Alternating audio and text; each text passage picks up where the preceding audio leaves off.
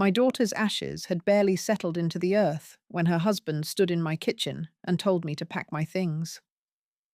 "This isn't your home anymore," he said, with a cold finality that didn't even pretend to carry grief.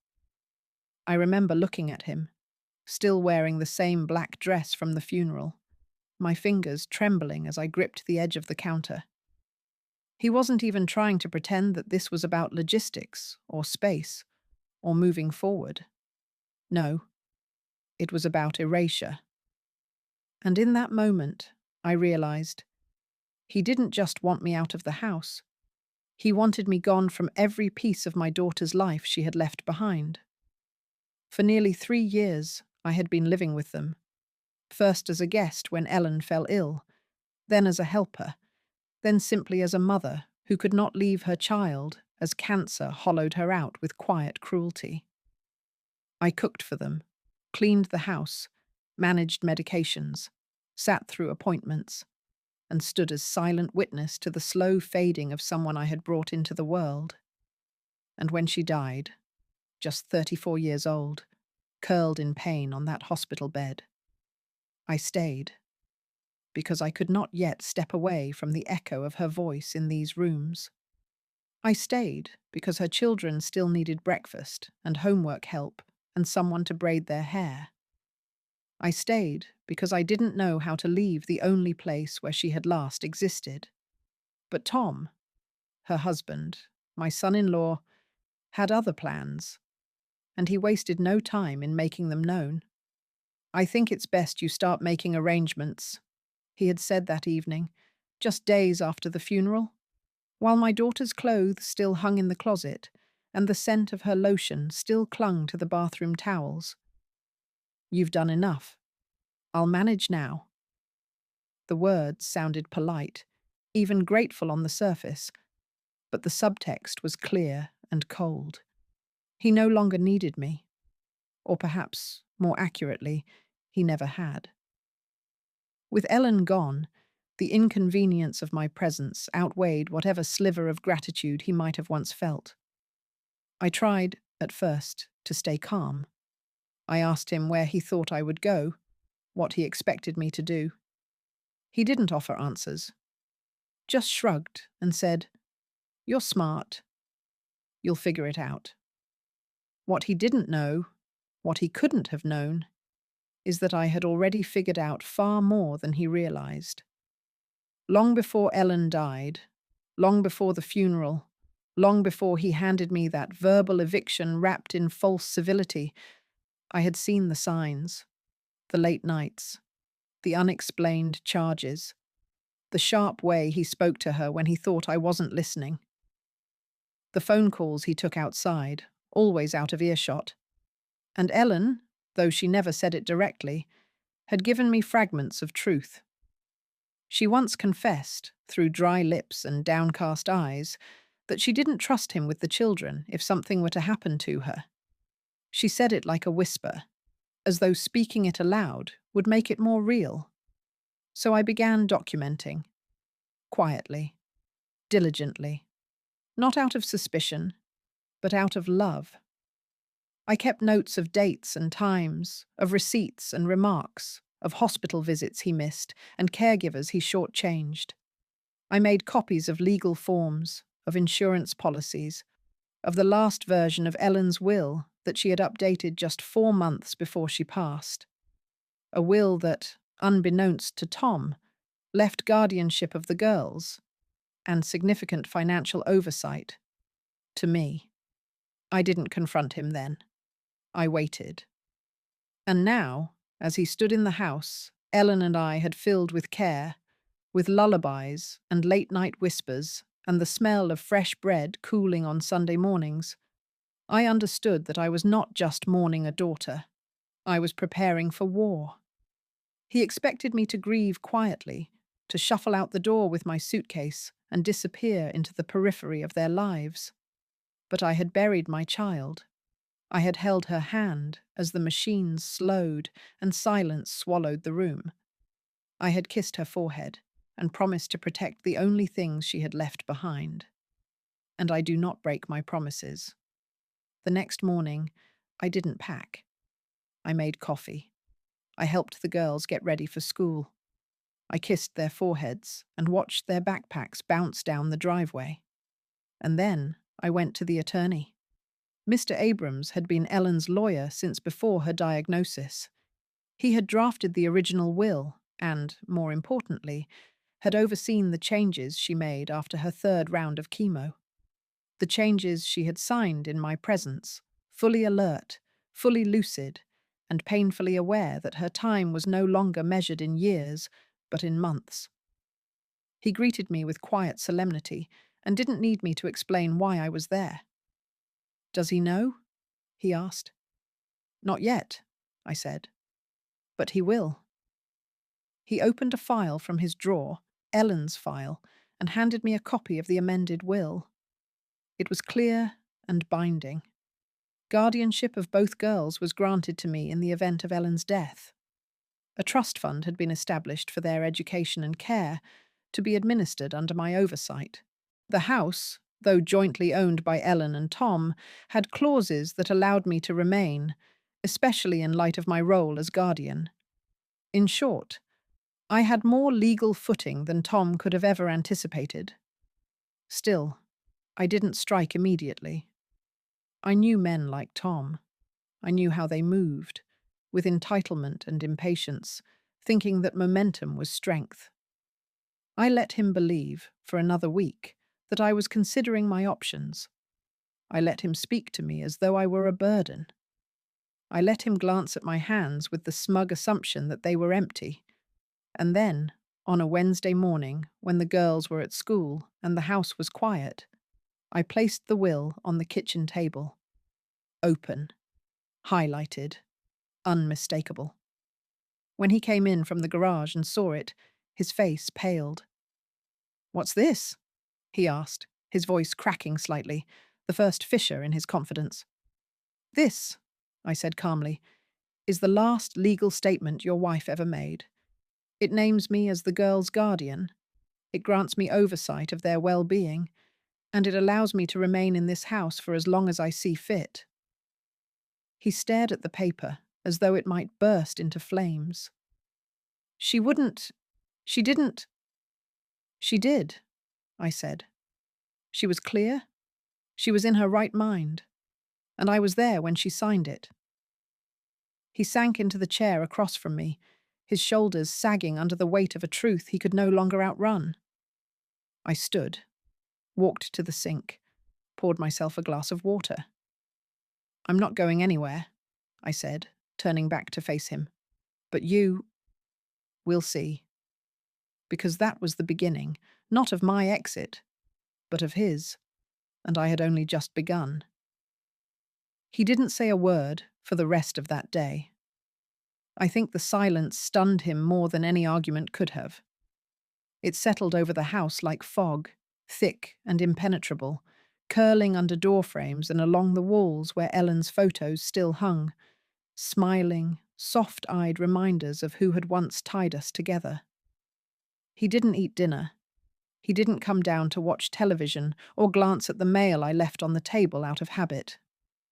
He simply vanished into the bedroom, the one he used to share with my daughter, and shut the door behind him.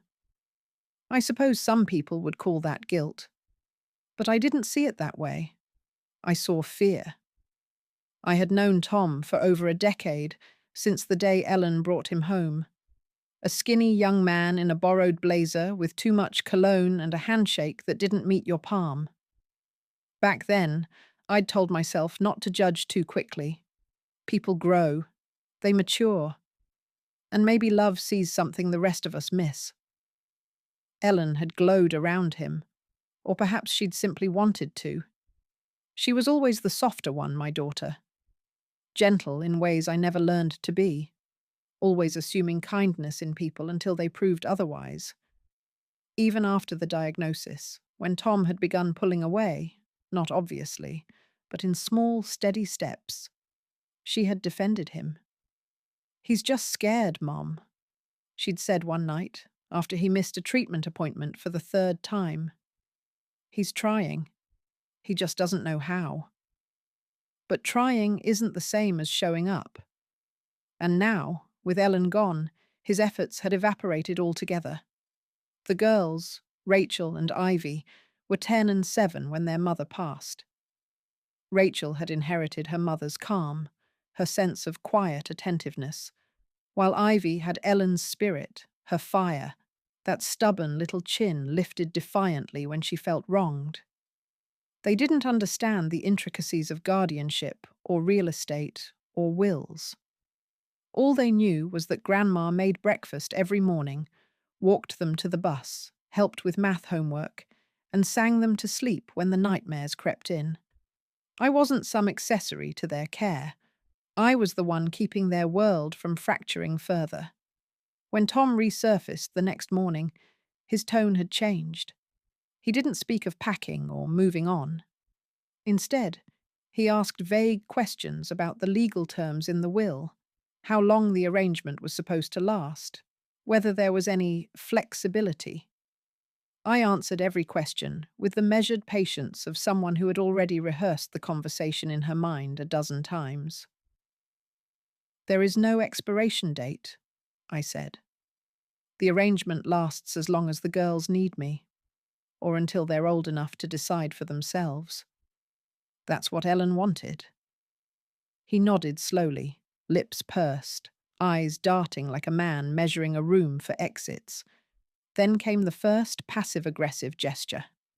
The cable was suddenly disconnected, the account accidentally closed. I found out when the girls asked why their favourite show wasn't working, and I checked only to discover the bill had never been paid. Then came the thermostat battles, lights left on all night to run up the electric bill, groceries disappearing faster than usual. Petty, juvenile tactics. But I saw them for what they were. His attempt to reassert control, to remind me that while I might hold the paperwork, he still had access to the levers of daily life. What he hadn't counted on was how well I knew how to pull strings too. I began documenting everything. Again. Every missing item. Every bill unpaid. Every time he came home smelling of liquor or failed to appear for parent-teacher meetings or school events. I kept copies of the receipts, made audio notes on my phone, stored files on a backup drive. I wasn't just a grieving mother anymore. I was a woman assembling a case brick by brick, not to punish, but to protect. The girls started asking questions too. Why was Daddy so angry all the time? Why didn't he eat dinner with us anymore? Why did Grandma do all the work? I didn't answer directly. I didn't want to plant seeds of resentment, only to let them see what was already growing in the soil around them. Children notice more than we think, and they forget far less. It was Rachel who first spoke of wanting to stay with me in private one night while we folded laundry together. "I like it when you're here all the time," she said. "It feels normal, like when Mommy was here." I swallowed hard, folded a towel, and nodded. "I'm not going anywhere," I told her. That same week, I reached out to Mr. Abrams again and asked what it would take to challenge Tom's joint ownership of the house, or at least his right to evict me in the future. I wanted protections in place, long term. The girls deserved stability, not this simmering hostility. "Give me a few days," he said. "There may be more we can do." And indeed, there was. Turns out, Ellen had taken out a life insurance policy 2 years before she died. A sizable one. And the beneficiary? Not Tom. Me. I remember staring at that document, hands trembling, not out of greed, but from the enormity of what she had done. She had known. Somehow, even amid the pain and the sickness and the fear, she had known that he could not be trusted, and that I was the only person who would fight for those girls, not just with love, but with everything I had. I didn't tell Tom right away. I let him continue his petty campaign. I let him send passive text messages implying that I was overstepping, that I was making it difficult for him to grieve. I even let him believe, for a little while longer, that he held some upper hand. Because when you're preparing to remove someone's mask, you don't do it in a rush. You do it carefully, one thread at a time, until all that's left is the truth they've spent years trying to hide. And Tom, whether he realized it or not, was about to face the one thing he feared more than losing his power: a woman with nothing left to lose and everything to protect. The morning I told him about the life insurance policy, I made pancakes. Not out of kindness, but out of strategy. It was a Saturday. The girls were watching cartoons in the living room, sunlight slanting in through the lace curtains, and I moved around the kitchen with the easy calm of someone who had all the time in the world.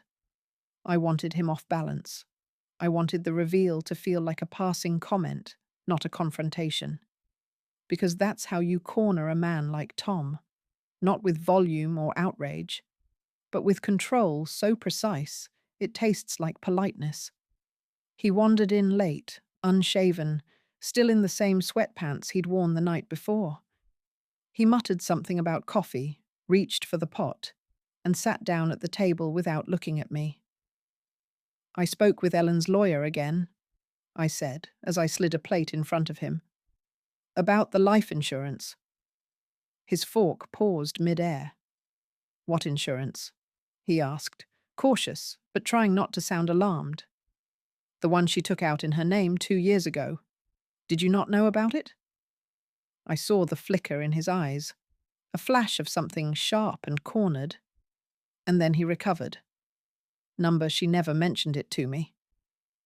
"Well," I said, sitting down across from him and folding my hands, "she named me the sole beneficiary." There was a beat of silence. The only sound in the room was the murmur of the television down the hall and the distant bark of a neighbor's dog. He set his fork down slowly. "How much?" I tilted my head slightly, watching him. "Enough to make sure the girls are cared for, their education, their future. Enough that I don't have to rely on this house, or you." His jaw tightened. "She had no right to do that behind my back." "She had every right," I said evenly. "It was her policy, her money, her decision." "She was sick," he snapped. "She wasn't thinking clearly." "She was thinking clearer than ever," I said, voice quiet but unflinching. "She saw what was coming, and she did everything she could to protect them." His hands curled into fists on the table, but he didn't speak. He couldn't. Because no matter what he wanted to say, no matter how he tried to reframe it, the paperwork was real. The will was real. The insurance was real. And every decision Ellen had made had edged him further and further out of the life he thought he controlled. Later that afternoon, when the girls were at a playdate and the house was quiet again, I found him in the garage, pacing. He didn't look up when I approached, but I could feel the air vibrating with the weight of everything he wanted to say. Accusations, denials, pleas. But I beat him to it. "I'm not staying here to punish you, Tom," I said. "I'm staying because it's what Ellen asked me to do, and because the girls need someone who sees them, who knows what they need before they have to beg for it." He exhaled sharply, as if he'd been holding it in for hours. "And what about me?" he said, finally turning to face me. "Do I just get pushed out of my own life? Out of my own house?" "This was never just your house," I said. "It was hers too, and she made her choices." He looked at me, and for the first time I saw it. Not anger, not even resentment, but fear. He was afraid of being irrelevant, of being replaced, of having to face a version of himself that Ellen had already seen clearly, a man who chose absence over effort, detachment over presence. "You still have a chance," I said, softer now. "To show up, to be their father. But not by pushing me out, and not by pretending nothing has changed. He said nothing, but he didn't fight, and that was a start. Over the next few weeks, I began making quiet changes. I met with Mr. Abrams again and had the guardianship formally confirmed in court, with Tom present, but notably silent. I had the trust activated for the girls' future, with funds allocated for their schooling, healthcare, and daily expenses. I enrolled them in counselling, not because they were broken, but because grief is a house with many rooms, and I wanted them to have the tools to walk through each one with light. Tom hovered around the edges of our days like a shadow, unsure of its shape. Sometimes he'd join us for dinner. Sometimes he wouldn't. He became quieter with the girls, less authoritative and more unsure, as if even he was beginning to sense that they no longer looked to him for direction. Rachel clung to her routines with a maturity far beyond her years, while Ivy began asking more questions about heaven, about why some daddies are sad, about whether people can come back when they're better. I answered each question as truthfully as I could, never blaming Tom outright, but never painting over the absences either. Children deserve the truth, not the brutal adult versions of it, but the honest ones that give them structure without fear. One evening, after helping Ivy with her homework, I found a letter on my bed, folded neatly, written in Rachel's handwriting. Dear Grandma, thank you for not leaving when Mummy died. I feel safe when you're here. Daddy says things are different now, and he's trying. I hope that means he'll be nicer. But even if he's not, I know you'll still be here. And that makes me feel okay. Love, Rachel. I sat on the edge of the bed with that letter in my hands and let myself cry for the first time in weeks, not from grief, but from the strange, beautiful ache of being needed in the exact way you had once feared you wouldn't be allowed to give. Tom never asked about the life insurance again. He never tried to evict me. Slowly, cautiously, he began participating in their lives again. School events, parent-teacher conferences, movie nights. Always tentative, always one step behind. He knew the balance had shifted. He knew who the girls leaned toward when they were scared or sick or needed comfort. He knew, in his quiet, wordless way, that I had taken the space he once thought was his by right. Not through force, but by showing up every single day when he had chosen absence. And the thing is, I didn't even want revenge. I just wanted what Ellen asked of me, and I gave it to her. Fully, without hesitation. But in doing so, by stepping in, by protecting, by refusing to be pushed out, I hadn't just fulfilled a promise. I had taken back everything he tried to take from me, and I had done it with my head high, my hands steady, and a heart that had already buried a daughter, and still found the strength to fight for her children. In the months that followed, the house began to change. Not in any outward physical way. The furniture remained where it always had been. The family photos stayed on the mantel, and Ellen's old books still lined the shelves in the living room. But there was a shift in the air, a soft turning of energy, like a current redirecting itself quietly beneath the surface. I could feel the weight of what had once hung over every room, the heaviness of grief, the tension of unspoken resentment, begin to loosen. Not vanish entirely, of course. That would have been impossible. But loosen just enough to let light slip back in. Tom stopped trying to make me uncomfortable. He stopped with the cold shoulders, the disappearing groceries, the small, calculated inconveniences. Maybe it was the letter Rachel had left in my room, or maybe it was the paperwork that had made everything so painfully, immovably real. The will, the guardianship, the insurance. Or maybe he just saw, finally, that the girls were not looking to him for what they needed most. Whatever it was, he began retreating into something quieter, something more passive. Not quite remorse, but perhaps recognition. And I took that silence as permission to keep building. I started with the garden. It was something Ellen and I had always talked about, but never managed to start. Too many doctor visits, too much fatigue, too little time. But now, with spring firmly settled in and the girls curious about everything that grew, I tilled the patch of land behind the house and began planting.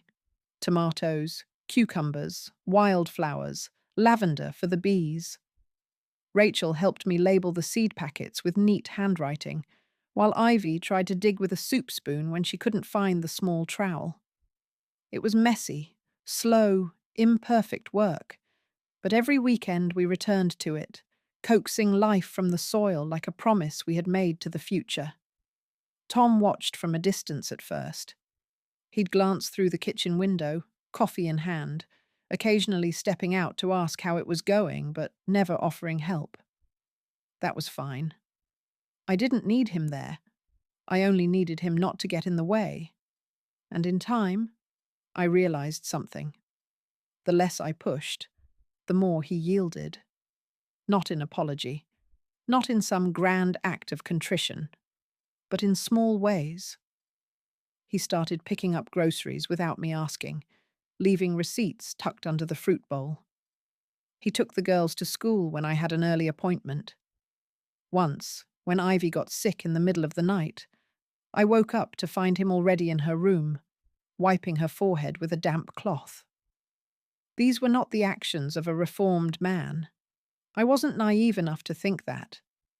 But they were the actions of someone beginning to understand that love, real love, for children, for memory, for family, could not be claimed through territory or control. It had to be shown, slowly, over and over again. Still, I kept my safeguards in place. I continued logging our expenses. I updated the lawyer regularly, submitted the necessary reports for the trust. I made sure everything Ellen had outlined in her will was followed to the letter. Not because I distrusted Tom entirely, but because I knew how easily things could unravel without structure. I'd lived long enough to know that hope was no substitute for vigilance. One afternoon, while the girls were out at a birthday party, Tom came home early and found me in the kitchen, sorting through old photo albums. "Those hers?" he asked, nodding toward the pile of worn, leather-bound books. I didn't look up. "Ours. From before she got sick." He hovered for a moment, then pulled out a chair and sat across from me. There was something unfamiliar in his posture. Not slouched or defensive, but tentative, almost uncomfortable in his own skin. "I didn't know she kept so many," he said after a while. "She didn't really show me things like this." "She didn't feel seen, Tom," I said, not unkindly.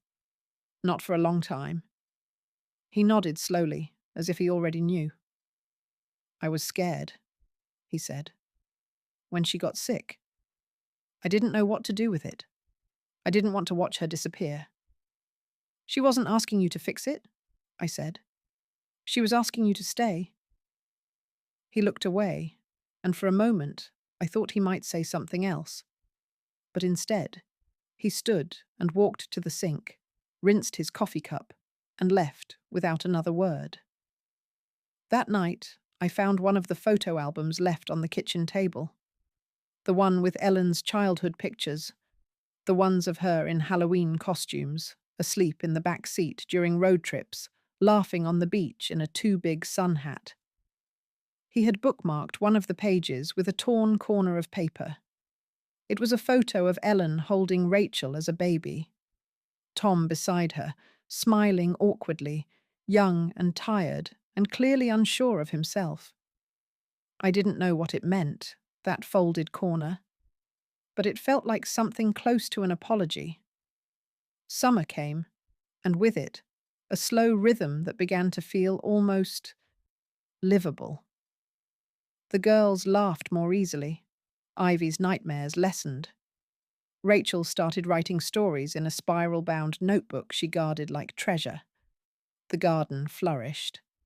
And the house, the one Tom once tried to push me out of, grew into something steady, not just for me, but for them. One afternoon, while we were making lemonade from scratch at the girls' insistence, Ivy asked, "Grandma, if Mommy was still here, would we still live like this?" And for a moment, I couldn't answer, because the truth was both too simple and too complicated.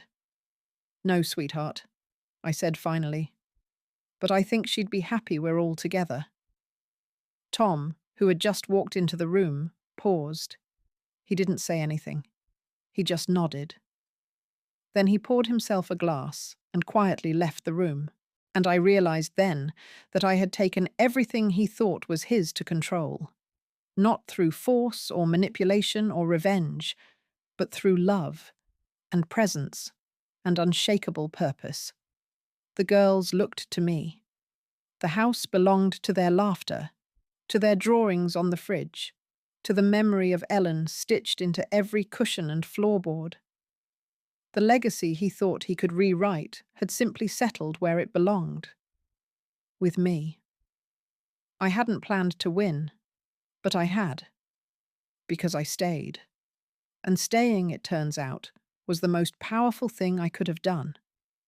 By the time autumn coloured the trees and the days began folding into themselves earlier than before, the house had fully taken on a new identity, one that no longer felt borrowed, temporary, or in limbo. It wasn't about ownership in the legal sense, though that was already settled. It was about presence, about memory, about the way children laugh more freely when they feel the ground beneath them is steady. And in that sense, the house was mine. Not because Ellen left it to me, not because a lawyer said so, but because every day I woke up and showed the girls what stability looked like. Tom had shifted into a kind of quiet cohabitation. He no longer tried to challenge the structure I had built, nor did he resist the small systems I put in place to keep everything running smoothly. There was no longer any talk of me leaving. He knew better than to bring it up. The weight of Ellen's decisions and of the girls' growing reliance on me had rooted that reality deeply into our lives. But his silence wasn't quite surrender. I knew he was still trying to find his place in a house that had reshaped itself around the absence of the person he thought would hold it all together. One evening, after the girls were in bed and the dishes were washed and stacked neatly, Tom lingered in the kitchen longer than usual. He leaned against the doorway, arms crossed, watching me wipe down the table. "I didn't think you'd actually stay," he said after a long pause. I kept cleaning, giving him space to speak. "I figured you'd do what people do after a funeral. Stay for a while, help out, and then go back to wherever you came from." "This is where I came from," I said, without turning to him. "This is where I was when Ellen needed me, and this is where I'm staying." He nodded, as if confirming something to himself. "You really think I wasn't enough for them?" "I think you didn't know how to be what they needed," I replied, gently but without compromise. "And I think Ellen saw that. That's why she made the choices she did." He didn't speak for a long time. Then, in a voice that had finally lost its edge, he asked, "Do you hate me?" I stopped what I was doing, turned toward him, and looked him in the eyes. "Number, I don't hate you, but I don't trust you either. Not yet." He accepted that with a short nod and left the room. And strangely, that moment felt like progress, not resolution, not forgiveness, but the kind of clarity that lets two people finally stop pretending. We were not a family, not in the way we had once pretended to be. But we were two adults raising Ellen's children in the same space, and that meant we had to find a way to move forward without constantly looking back. The girls began asking more about their mother that season. Not just about her illness, but about her laughter, her voice, her habits. Ivy wanted to know what Ellen had liked for breakfast. Rachel wanted to see the last birthday card Ellen had written. I gathered what I could: photos, recordings on old phones, letters tucked in drawers, and began assembling a memory box. Not for me, for them. So that as they grew, they wouldn't have to rely only on stories to remember her. They would have pieces they could hold in their hands. It was Rachel who said it first, one night before bed, after flipping through an album of photos I had kept from Ellen's college years.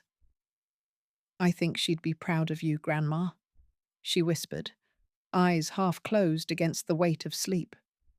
"For staying, for taking care of us." I kissed her forehead, heart aching in that quiet, permanent way that only mothers understand. Because I had done so much more than stay. I had rebuilt something from ashes, brick by unglamorous brick. I had taken on the silent labor of healing, not for myself, but for the little girls Ellen left behind. The life insurance funds allowed me to make changes that mattered. I hired a tutor to help Rachel with advanced math, enrolled Ivy in art classes she'd been begging to take. I repaired the sagging fence, replaced the broken dishwasher, paid down lingering debts that Tom had quietly accumulated during Ellen's illness. He didn't protest. He saw where the money went. And maybe, somewhere deep in him, he knew it was going where Ellen would have wanted. I didn't lord it over him. I didn't wave the paperwork or the bank statements in his face. But he knew. And that was enough. Eventually, we developed a kind of truce. We divided chores. He took the early school drop-offs. I handled pickups. He cooked on Fridays. I managed weekends. We spoke in polite tones, avoided the subjects that still bore too much heat, and focused on the girls. They were, after all, the only thing that truly mattered. But even as things calmed, I never forgot who he had been in the days after Ellen's death. The man who had tried to push me out of the home where my daughter had taken her last breath. The man who thought power came from ownership, not love. I forgave parts of him in silence, as one does when the greater good demands it. But I never forgot. And then, one morning in November, a letter arrived. It was addressed to Tom, but the return address made my stomach turn. A legal firm, one I recognized from previous correspondence regarding the house. He opened it at the kitchen table, coffee in one hand, the other holding the envelope like it might explode. His face went pale. "What is it?" I asked. He hesitated, then handed it to me. It was a notice. The final transfer of property, from joint ownership to sole ownership. My name, not his. Executed in accordance with Ellen's will, processed through the life insurance trust. It had taken months to clear, but it was done. The house was mine. All of it. Not just legally, but fully. He sat down, slowly, as if trying to process what had just happened. "So what now?" he asked. "You're kicking me out?" I looked at him for a long moment. "No," I said. "Not unless you make me." He didn't respond, but I saw something in his face, not fear this time, not anger, but something closer to acceptance. A man who realized, finally, that what he had tried to claim through force had returned to its rightful place through something much stronger. Grace, purpose, persistence. And now, with the deed in my name and the girls thriving, I understood something that I hadn't seen clearly before. This wasn't just about a house, or a will, or a man who underestimated me. This was about legacy.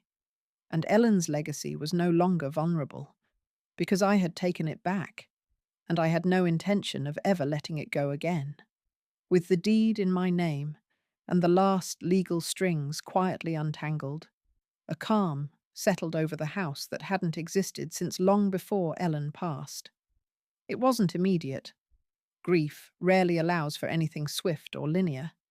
But over time, the tension that had once clung to every surface like dust began to lift. The air inside the home felt easier to breathe. The girls no longer hesitated before asking for things. They laughed louder. They fell asleep faster. And I, for the first time in years, began to sleep through the night without waking up to check if everyone was still breathing. The change in Tom was harder to define. He didn't speak of the house again, nor did he push back against the shifts in authority that now governed our daily lives. Perhaps it was resignation, or maybe relief, a recognition that the burden of pretending to lead a family he had all but emotionally abandoned was no longer his to carry. He kept to his routines, remained cordial, and occasionally did something that surprised me. He repaired a broken door handle without being asked. He picked up Rachel's prescription when he noticed it running low. He even asked Ivy about her art project once, waiting for her full answer rather than giving her the usual distracted nod he used when he wasn't listening. I didn't respond with praise.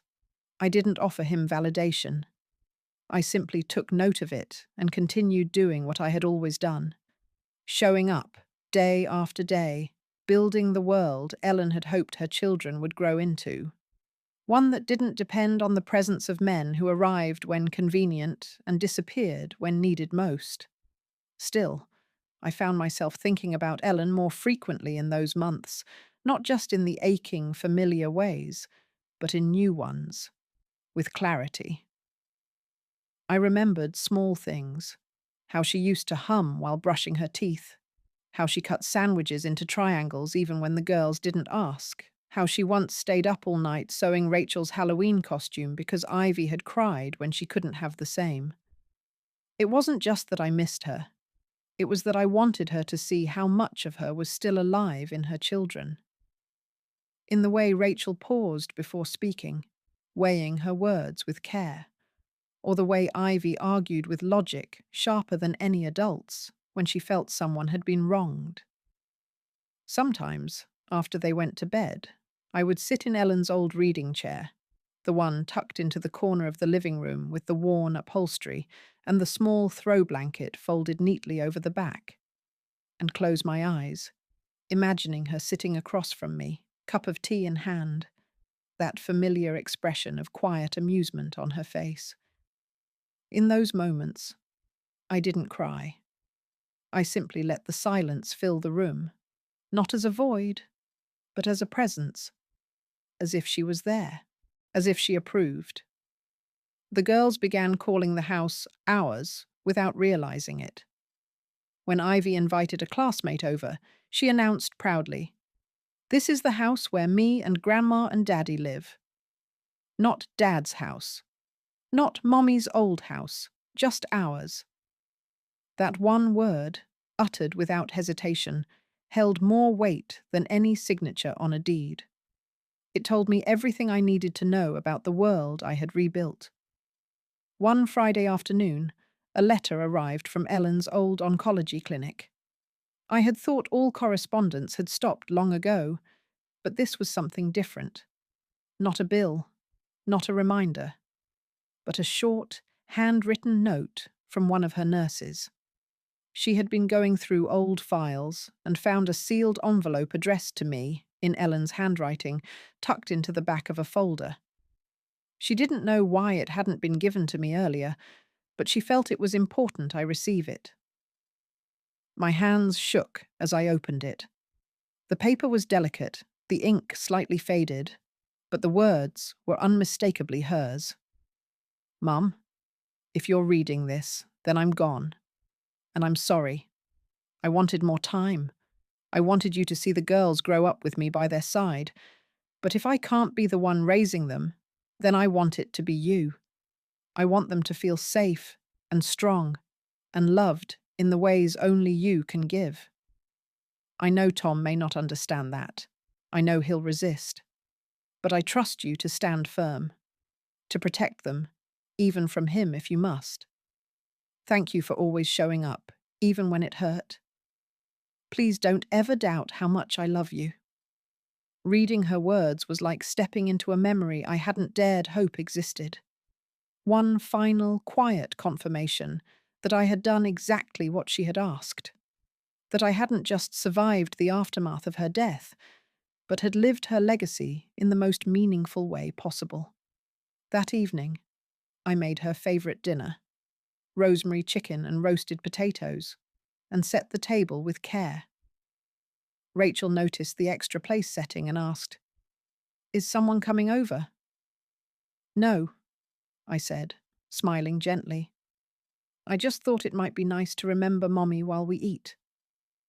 They didn't say much, but I could see how their shoulders softened, how their eyes lingered on that empty chair as if they too could feel her nearby. Later that night, when I tucked them in, Ivy whispered, "Do you think Mommy knows we're okay?" I kissed her forehead, smoothed her hair, and answered with the only truth I believed in more than anything else. "I think she knows exactly how okay you are."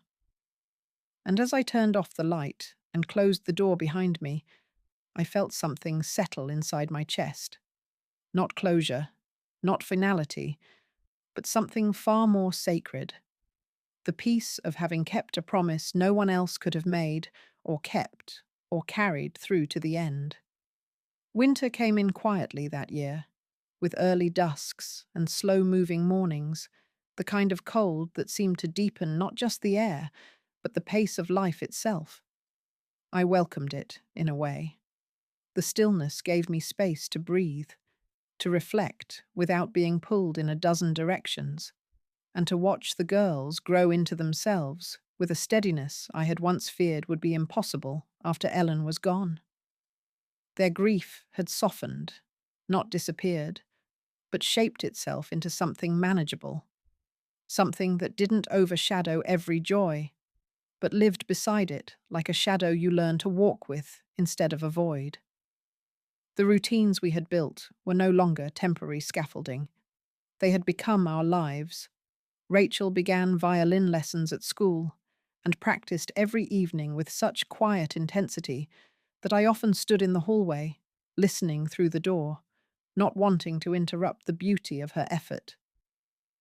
Ivy, ever expressive, had taken to storytelling, not just writing them down, but acting them out, spinning entire worlds from couch cushions and blanket capes, bringing life into corners of the house that had once felt too quiet. Tom, meanwhile, had become a man of fewer words and smaller presence. He didn't interfere. He didn't resist. He showed up when expected. At school meetings, doctor's visits, holiday events, and then receded into the background, as though he had come to understand that parenting, at its core, required more than proximity. It required presence, consistency, trust. The girls, without ceremony or confusion, had begun to default to me for the things that mattered most. They called me first when they were sick. They reached for me when they were scared. They came to me with news, with questions, with hurts and celebrations alike. It wasn't something I had asked for, or even declared aloud. It was something that had grown naturally between us, rooted in the soil of everyday love, the kind you offer without expectation, over and over again, until it becomes the shape of someone's safety. Around mid-December, a notice arrived from the Life Insurance Trust, confirming that the final disbursements had been completed, and the trust would now transition into a long-term fund under my administration. There were clauses for college, healthcare, emergencies. Ellen had been thorough, far more than anyone had realized at the time. It struck me again just how clearly she had seen what was coming, and how meticulously she had tried to plan for what would remain after her. It wasn't just money. It was protection, boundaries, security. It was her way of reaching forward through time to wrap her arms around the girls in the only way she could. That night, I lit a candle on the windowsill, one of Ellen's old traditions. and sat with her photo in my lap, the one from her college graduation, where her smile was wide and unguarded, her eyes bright with the kind of hope that still breaks me when I think too long about it. I whispered to her, not prayers, not wishes, just thoughts, that the girls were okay, that I had done what she asked, that her trust hadn't been misplaced. And then, after a long pause, I added something I hadn't said aloud in years. I miss you. Not in the way I had missed her when the grief was fresh and devouring, but in the quieter way that grief settles once it's been lived with for long enough. A kind of longing folded into love, no longer demanding, just ever present. The holidays came and went in a blur of coloured lights, construction paper ornaments, and the quiet joy of new traditions. We made gingerbread cookies that turned out more burnt than baked. We watched the same movie 3 times in one week because Ivy loved the snowman's voice. We wrapped presents in mismatched paper and stayed in pajamas far too long on Christmas morning. There was laughter and warmth, and the absence of Ellen no longer felt like a wound. It felt like a space we honoured, a place at the table set with memory rather than silence. Sometime after the New Year, I found a small envelope tucked behind the bookshelf. Not lost, just overlooked. It was addressed to Rachel in Ellen's handwriting, and I held it in my hands for a long time before deciding what to do. That evening, once the dishes were done and Ivy was asleep, I sat down with Rachel in the living room. "I found something," I said. "Something your mom wrote for you. I think she meant for you to read it when you were ready." Rachel didn't say anything right away. She just took the envelope gently, holding it with a kind of reverence that made my heart ache. She didn't open it in front of me, and I didn't ask her to. But later that night, I saw her light on through the crack in her door, and I knew she was reading it. I let her have that moment alone. The next morning, she hugged me before school. Longer than usual, her arms wrapped tight around my waist, her cheek pressed into my shoulder. She didn't say anything. She didn't need to. I knew. Her mother's voice had reached her again, and it reminded me that no matter how much I'd stepped in, no matter how much I had rebuilt, there were still parts of this journey that belonged to Ellen alone. Parts I could never replace and shouldn't try to. My role wasn't to erase her, but to hold the space where she had once stood, and to keep it warm for as long as the girls needed me to. As the snow began to melt and the days stretched longer again, I realized something unexpected. I was no longer simply surviving this life. I was living it, not as a placeholder, not as a reluctant caregiver, but as someone who had taken on the weight of a family in ruin and, piece by piece, turned it into something whole. And what Tom had once tried to forcefully reclaim with authority, with property, with power, I had quietly, irrevocably claimed with love. Not loud, not fast, but fully, completely, and without question. By early spring, the house no longer carried the heaviness of grief as its defining atmosphere. Instead, it had begun to breathe again, not with the same rhythm as when Ellen was alive, but with a softer, steadier pulse that belonged to the life we had created after her. Morning routines were smoother. Laughter returned in ordinary bursts, around the breakfast table, during homework arguments, in late-night stories read under covers. The sharpness of sorrow had dulled into a presence that no longer sliced through us, but simply sat alongside us, familiar, but no longer frightening. Rachel started middle school with a calm maturity that belied her years, already growing into the kind of quiet strength I saw so much of in her mother. She was thoughtful, focused, with eyes that observed more than they spoke. Ivy, ever the firecracker, was becoming bolder, louder, more certain of her own voice. A child who refused to fade into anyone's shadow, who questioned everything, and who had begun asking to help me cook, mostly so she could boss the recipes around. Tom was still in the house, but his presence had shifted into something peripheral. He was no longer adversarial, no longer circling like a threat. He had become a background figure, respectful of the boundaries now fully and legally in place. We spoke when necessary, civilly, briefly. He seemed to understand, finally, that the role he once tried to control had been quietly, permanently redefined. There was no confrontation, no argument, no apology, just time, doing its work slowly, drawing new lines in the sand that neither of us dared cross. One day, I noticed he'd begun sleeping in the den more often than the master bedroom, as if he, too, had accepted the shift in ownership not just of the house itself, but of its heart. I didn't ask questions. I didn't need to. He wasn't the same man who had tried to evict me months after his wife's funeral. Or perhaps he was, and time had merely softened his edges just enough to make him livable.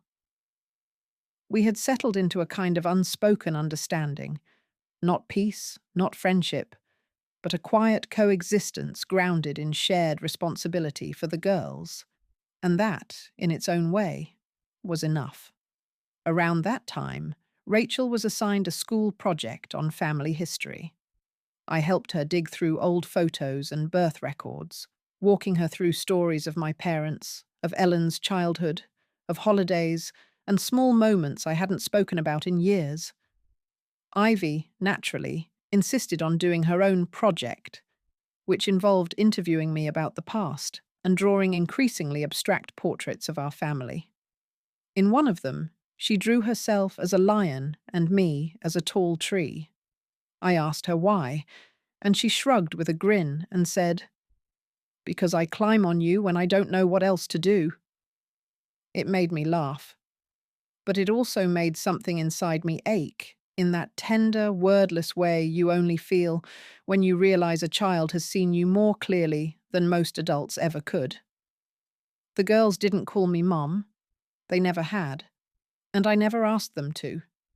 But the way they leaned into me, the way they turned their heads when they heard my footsteps, the way they let their emotions unravel safely in my presence, that told me what I was to them. It didn't need a name.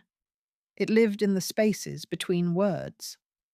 One weekend, I took them both to the coast, the same small beach town where I had once taken Ellen when she was 10. We stayed in a modest cottage, cooked simple meals, walked the shoreline collecting stones and stories. One night, as we watched the tide roll in under a pale sky, Rachel asked, "Do you think Mommy would be proud of how we turned out?" I took my time answering.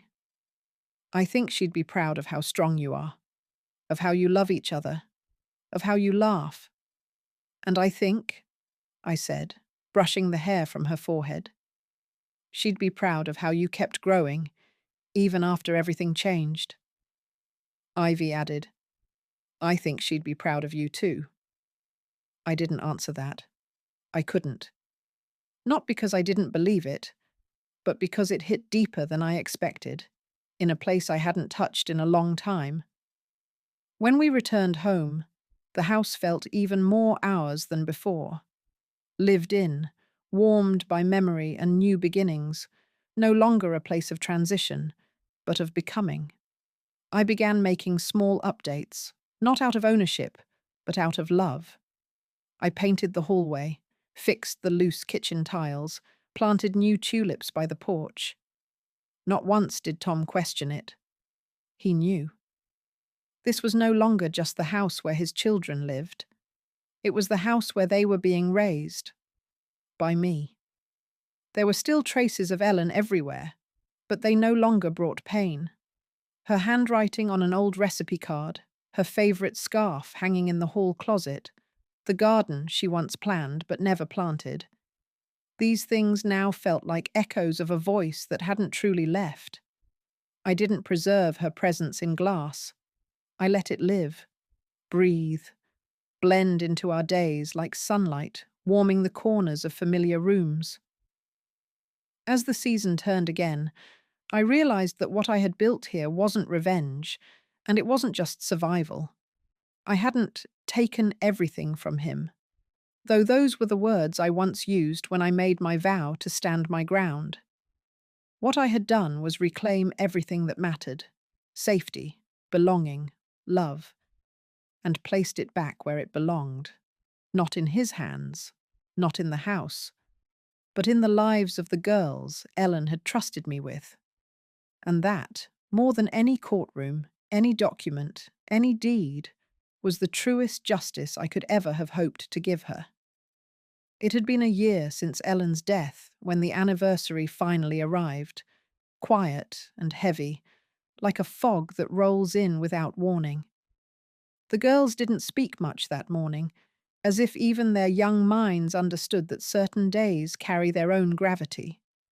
I made breakfast like always: eggs, toast, orange juice, but none of us ate very much.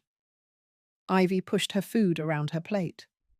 Rachel kept glancing at the calendar pinned to the fridge, as though waiting for the day to pass simply by observing it. Tom didn't come downstairs. He'd grown more distant over the past few months. Not hostile, not even unpleasant, just quiet. He left early, came home late, kept to himself in the den or the basement. There were rumors that he might be seeing someone, though nothing was confirmed. I didn't care. My concern had narrowed, sharply and intentionally, to the well-being of the girls. What Tom did with his solitude was his business, as long as he didn't allow it to cast a shadow over their days. That afternoon, we went to the cemetery. I let the girls pick the flowers themselves. Rachel chose lilies. Ivy picked a chaotic bouquet of wildflowers, her logic being that Mommy wouldn't want everything to match. I didn't argue. They placed them at the headstone gently, each in their own way: Rachel with stillness, Ivy with chatter. I stood back and let them talk, let them ask questions into the wind, let them process a grief that looked different from mine, but which lived alongside it. We didn't stay long. Enough to acknowledge, enough to remember, enough to breathe. Back home, the house felt heavier again, as if Ellen herself had stepped through the doorway and taken her place in the corners once more. I welcomed the feeling, even though it made my chest ache. I wanted the girls to feel her, not as a ghost or a shadow, but as the presence of someone who had not been erased. That night, I found Ivy in my bed. "I don't want to sleep in my room tonight," she said, not quite crying, but close. I pulled back the covers without a word and let her curl against me. A moment later, Rachel appeared in the doorway, holding a pillow under one arm. Without a sound, I moved aside, making room for her too. We slept like that, the three of us bundled together beneath a quilt Ellen had once picked out in a clearance bin years ago, laughing about how ugly it was. I had never liked the pattern, but now I couldn't imagine parting with it. It smelled like safety. It held too many stories to be replaced. In the early hours, before the sun broke through the curtains, I found myself staring at the ceiling, thinking of all the quiet battles that had brought us here. Tom's threats, the sleepless nights, the legal meetings, the internal war between restraint and rage. I had fought for this life with a kind of relentlessness I didn't know I possessed, not just for survival, but for restoration. And I had won, not with fury, but with endurance, not by seizing control, but by holding the line again and again, until the dust settled and the truth stood on its own, quiet and immovable. Tom's presence continued to shrink after that. He began spending weekends away, claimed they were work retreats or old friends visiting. I never questioned it. He had already removed himself from the center of the family in every way that mattered. His name remained on the school contact forms out of technicality, not trust. The girls rarely mentioned him anymore. When they did, it was in passing, a man who existed in the periphery, like a character from a previous chapter who had stopped showing up. Eventually, he asked to move out. He brought it up in the kitchen one Thursday evening after the girls had gone upstairs. "I've been offered a position in another city," he said. "I think it might be good for me. A fresh start." I nodded, neither surprised nor emotional. "Does it involve custody?" He shook his head. "Number, I'm not going to fight that. You're what they need." It wasn't quite an apology, but it was close enough. He moved out the following month, taking with him only what was strictly his: clothes, personal items, a few framed photos from the early days of his marriage. The furniture, the memories, the rhythm of the house, all of it remained. As he loaded the last box into the car, he paused at the bottom of the porch steps and looked back at me. "I never hated you," he said. "I just didn't know what to do with everything." "I know," I said, "and it doesn't matter anymore." He nodded, then left. There was no fanfare, no final confrontation, no parting shot. Just a man stepping out of a life he had no idea how to stay inside. After he left, the house felt lighter, not louder, not more joyful.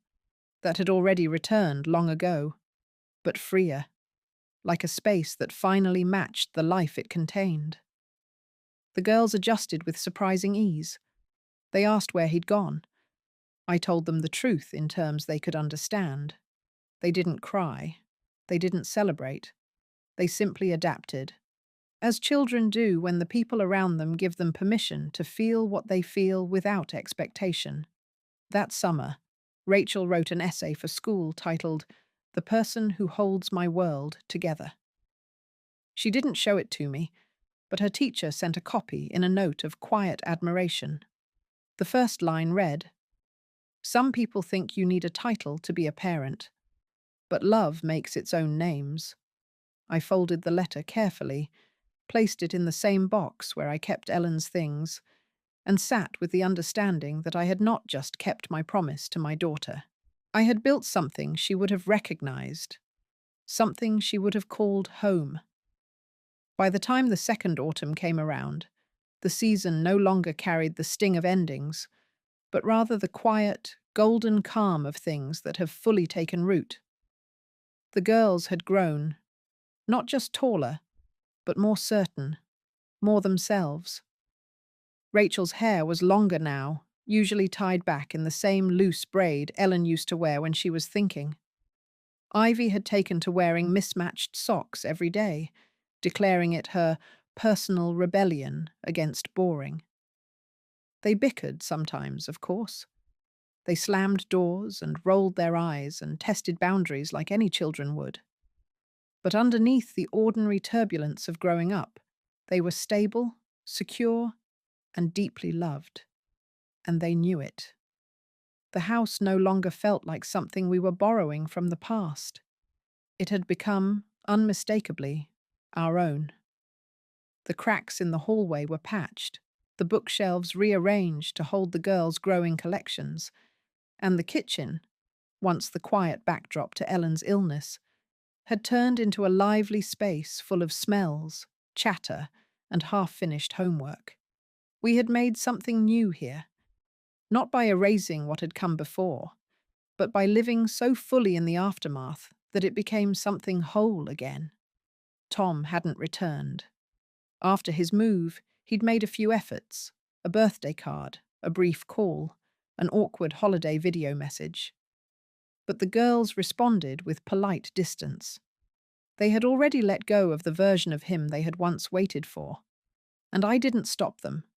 I didn't encourage bitterness. But I didn't try to soften the truth either. They were old enough to remember the silences that mattered most. They knew who had stayed, and they knew why. With the legal transfer of full custody finalized and the trust fund firmly in place, I began to breathe in a way I hadn't for years, not with anxiety, not with vigilance, but with ease. There was no one left to threaten what we had built. No more unexpected letters, no more fragile paperwork. Every door in that house now opened onto a life I had chosen, not one I had stumbled into or been forced into, but one I had claimed with clarity and purpose. I sometimes found myself thinking about Ellen in the smallest, quietest moments. Not during anniversaries or birthdays, but while folding Rachel's laundry, or listening to Ivy explain how clouds probably have feelings too. I'd smile at the thought of how she would have handled Ivy's stubbornness, or how proud she'd be of Rachel's quiet fire. I no longer cried when I thought of her. I didn't need to. Her absence had become something sacred, not a wound, but a kind of light, soft and constant. One evening, the girls and I sat out on the porch, wrapped in blankets, drinking cocoa as the first leaves began to fall. Ivy had drawn a picture of our house for school, full of crooked lines and too many windows, and she handed it to me, proud. "This is our castle," she said, "but not like a princess castle, like a fortress." I laughed, but I understood exactly what she meant. She had lived through the cracks, the shifting, the fear of being unmoored. And now, she saw our life as something solid, something strong, something that could not be taken. Rachel, older now and more introspective, added softly, "It's not just a house, it's where we got brave." That night, after they'd gone to bed, I walked through each room slowly, not out of nostalgia, but out of recognition. The living room, where Ivy had her first full-blown tantrum after Ellen's death. The hallway, where Rachel once confessed she was afraid to forget her mother's voice. The kitchen, where I had once stood with trembling hands, telling Tom that I wasn't going anywhere. Every space in that house held the record of a life fought for and reclaimed. And I realized, standing in the doorway of the bedroom that had once been Ellen's, that I had kept every promise. I hadn't just stayed. I hadn't just protected. I had endured. And more than that, I had transformed. What had started as an act of defense, staying when I was told to leave, had become an act of creation. I had built a life out of the ashes of loss.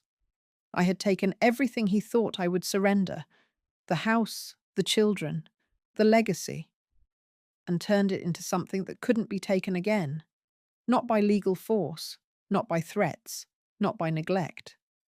In the end, it wasn't revenge that kept me standing. It wasn't spite or anger or even justice. It was love, unrelenting, grounded, maternal love, the kind that doesn't always speak loudly, but never stops moving. And that was what truly undid him. Not that I fought back, but that I never left. And in staying, I didn't just protect Ellen's memory, I honored it and gave it a future.